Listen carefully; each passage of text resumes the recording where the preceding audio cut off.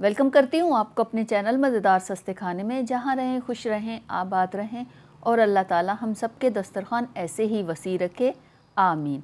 आज की रेसिपी जो मैं आप लोगों के साथ शेयर कर रही हूँ ये है बिरयानी की, कराची बिरयानी। तो अब कराची बिरयानी खानी है तो हम वहाँ कैसे जा सकते हैं, तो हम घर में बनाते हैं।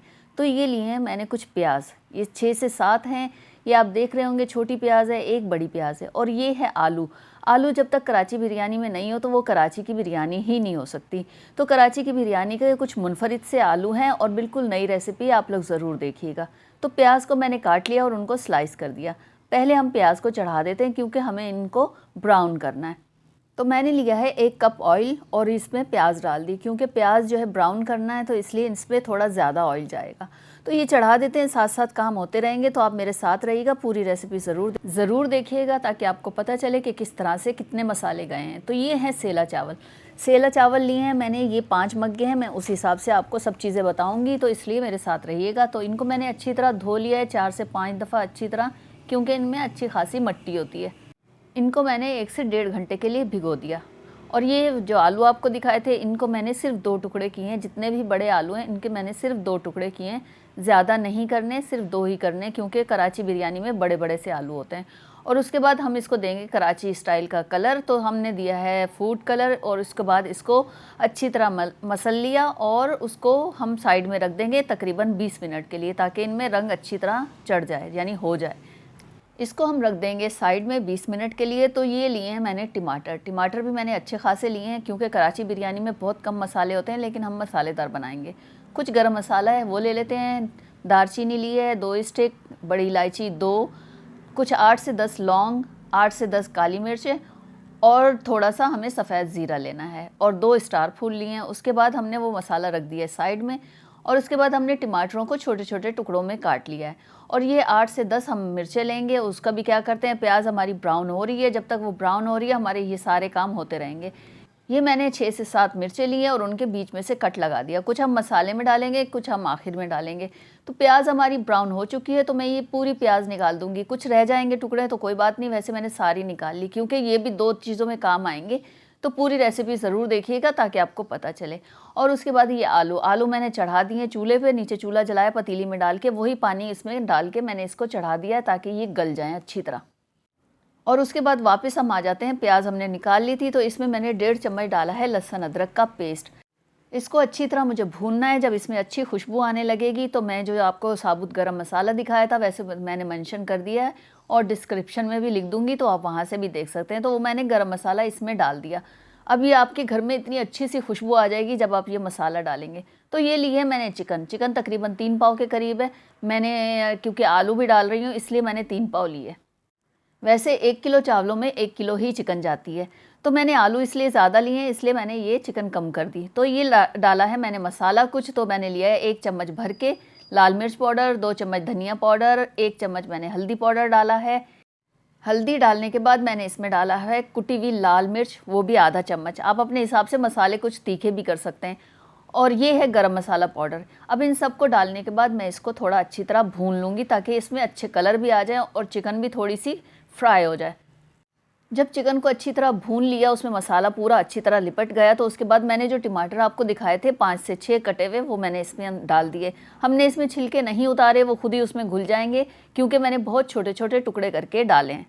उसके बाद जो तली हुई प्याज आपको दिखाई थी, जो मैंने पूरी निकाल ली थी, उसमें से आधी प्याज मैंने मसाले के लिए डाल दी।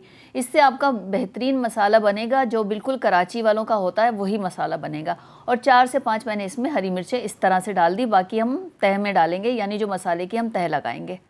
अब थोड़ा सा हम इसको चलाएंगे, ऊपर नीचे करेंगे ताकि टमाटर और चिकन एक दूसरे में मिक्स हो जाएं। और उसके बाद नमक डाला है, 2 चम्मच मैंने इसमें नमक डाल दिया, ये सब शामिल हो गया। अब इसको हल्का सा हम चलाएंगे ताकि सब चीज़ें यकजान हो जाएं और एक दूसरे में मिक्स हो जाएं। उसके बाद इसको कवर करके रख दूंगी ताकि जब तक इसके टमाटर गल नहीं जाएं और एक मसाला सा तैयार हो जाए।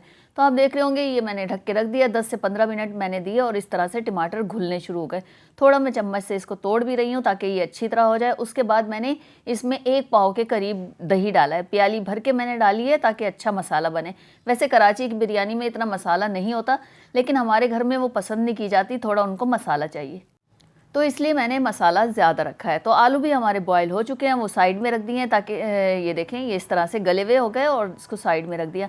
मसाला तैयार हो रहा है, मैंने आँच तेज़ कर दी है क्योंकि दही ने भी पानी छोड़ दिया और चिकन का खुद का भी पानी था।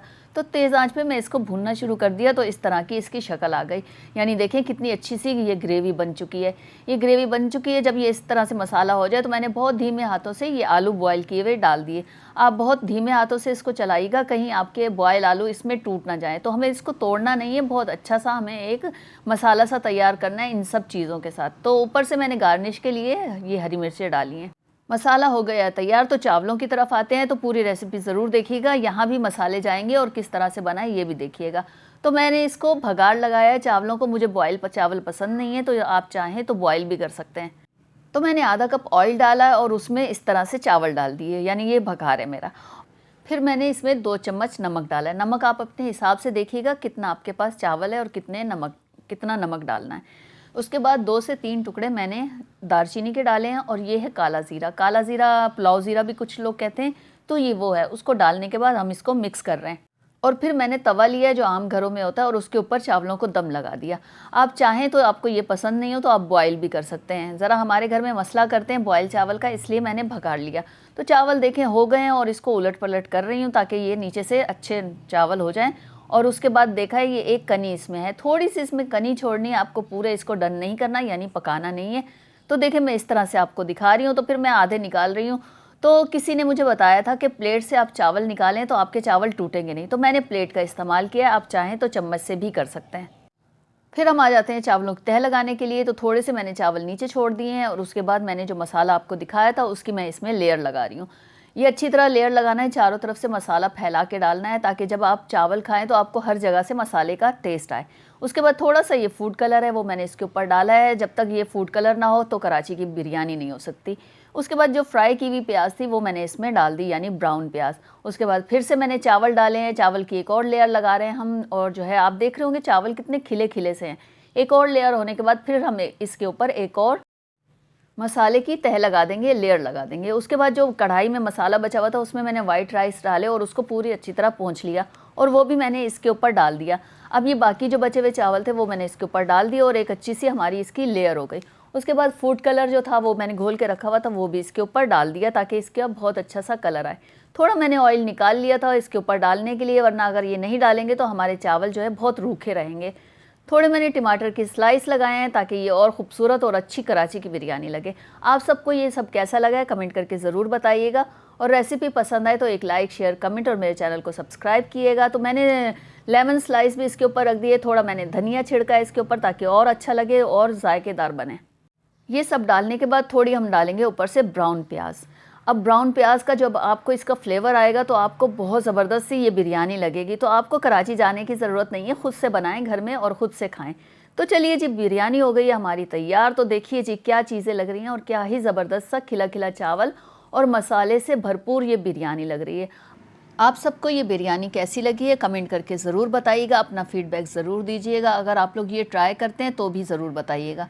थोड़ा डिश में निकालते हैं और आपको खा के दिखाएंगे ये किस तरह से है। तो देखिए किस तरह से ये चावल लग रहे हैं और क्या मसाला आ रहा है बोटियों के ऊपर लिपटा हुआ। मज़ेदार सी हमारी बिरयानी भी डिश आउट हो गई है। तो थोड़ा हम आपको इसको खा के दिखाते हैं, थोड़े आप इसकी लुक देखें और फिर आपको इसको रायते के साथ खा के दिखाते हैं। तो देखिए जी क्या खूबसूरत से आलू लग रहे हैं और क्या खूबसूरत से ये स्लाइस लग रहे हैं, यानी लेमन स्लाइस।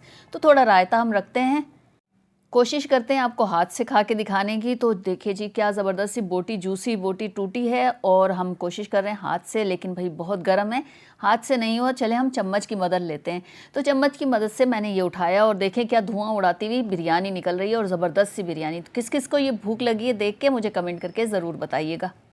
तो आप आलू भी देखें कितने मज़ेदार से मसाले में भरे हुए लग रहे हैं। तो मज़ेदार सी हमारी ये बिरयानी आप सबको कैसी लगी ज़रूर बताइएगा। अगर आप ट्राई करते हैं तो भी कमेंट करके मुझे ज़रूर बताइएगा। तो फिर मिलते हैं किसी नई चीज़ के साथ, किसी नई रेसिपी के साथ। तो अल्लाह हाफिज़।